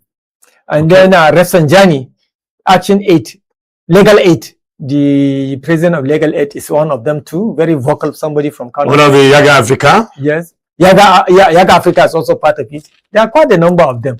Honestly, we need to take a stand. We are doing our own part. You understand? If at my age I will come and start speaking, it's even shameful for people like us now to begin to talk like this. I'm telling you. Now, looking at the word we are collapse. supposed to be sleeping and resting at home. Looking at the word collapse. What do you think Nigeria will look like if truly it collapses? Well, because you were saying something. Collapse doesn't mean disintegrate. Yes. Collapse means the government and people will lose direction. Nothing will be working. And there are even people that believe yes, of course, there are even people that believe that already things are not working well in Nigeria. And personally, this is my also personal opinion. Because already the system has collapsed for as far as I am concerned. Because nothing is working for the ordinary Nigerian. It is only working for people that are in the position of power. So you have the opinion that Nigeria technically directly allegedly collapsed. Just mention 3 things that's working for you beside God and man. Tell me, in what way are you benefiting with the government today? Please be fair with me. If there's any government presence in my life? In your life. Please be fair with me. If you want to ask me that question, Mr. Ajab, I would like to leave that for the public to answer. So nothing is working. The system is collapsing. Well, I'm here, but I'm here doing my job. I want to believe the public is watching and they will know if there's, but I want to believe, to be very honest with you, that if I'm to speak truth to power, yes, being that I'm on live TV, I don't think there's any government presence in my life. That is good. And I control my light, I control my water, your children's school fees, education, medical bills, everything. Exactly. Nothing seems to be in the, you control your water. In fact, I literally control my life. Exactly. As a citizen, I don't think, and on top of that, I pay taxes, unnecessary withdrawals. You even take care of your security. I think at this place we are friends. Yes, you can. For the first time. We are friends, yeah. For the very first time. We are going to have a party tonight. I think you agree with me. I will agree with you because that question, actually, I have to be very honest to our viewers there. Yes. I don't think there's anything government has done for me. Everything I've done in my life to get to where I am today is self-made. So at this just allow me to say one word, a sentence just. Okay. Government must look back, review its strategies, review its policies, look at its people, and ensure citizens are truly benefiting from whatever they are doing. I'm not coming out to apologize, like we've seen in the case of... We don't even need the apology for now. The Minister of the Power coming to say we apologize. We don't even need the apology for now because we know the apology. The late Buhari came out even the apology and said we apologize. Wallahi, it's a deception. Even the apology from the mouth of a politician, coming from the tongue of a politician, is deception. He's coming to ask for something from you. When he apologizes, he's expecting something from you. Just let them ensure they review their strategies and policy, and let them just ensure that citizens are truly benefiting from the government. Simple. Shikenan. When they do that, let them keep doing what they are doing already, be aside. So we don't want apologies. We don't want apologies. Apologies from a politician is deception. So what do we want now before we go? I told you, let them just review their strategies and systems, their policies. Let them withdraw certain decisions they have taken, certain policies they have implemented. Let them pull it down. Well, but we have 8 months. Let them bring better ones. We have 8 months, barely 7 months election. Can anything be done? Of course they can do. It's just the political will. And it's just the political will. You know, like I always tell you, even among our politicians, even among public servants, there are very, very intelligent people. Once the will is there, changes can be made at the shortest possible time. 8 months is enough to you to make changes in at least 1 or 2 sectors. Do you understand? Because the money is already there. The networks are already in place. Do you understand? All you need to do is to create awareness that, look, we have got it wrong. We are not apologizing, but I think we are now taking a different direction towards ensuring that things like this and this and this are done. For me, let them just take care of the power sector for now first.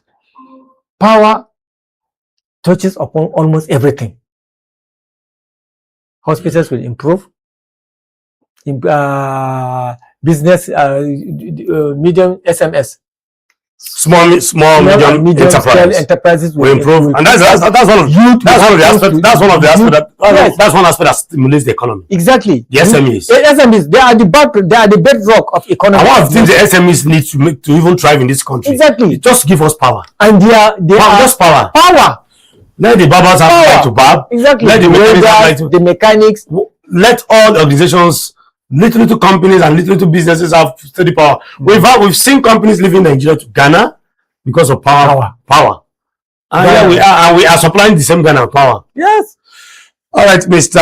Shaibu Brian, thank you very much for coming on the show this morning and then doing justice to the topic this morning. Thank you so much. At least to an extent we agreed. At least I'm happy that we are agreeing for the very first time. No, not in all aspects of this argument anyway. In most aspects today. In most aspects we agree because what touches the nose touches the eye. Exactly, you are the nose, I'm the eye. Oh, well, I see it, normally you don't see it. I only breathe. It's me that I'm saying, and I'm telling you, and you're saying you're not agreeing with me. But for the very first time, well, to an extent, not totally. Not totally. All right, thank you very much. Let the discussion continue. All right, that is where we're going to wrap it up today for the PMB Morning Show. All right, find time, follow us on social media handles there on the screen. Follow and like, and then get to contribute your own quota to the development of this country. That is where we are going to wrap it up for today. My name still remains Chidi Kenneth, and do join us tomorrow morning, same time. Bye-bye for now, and have a wonderful day.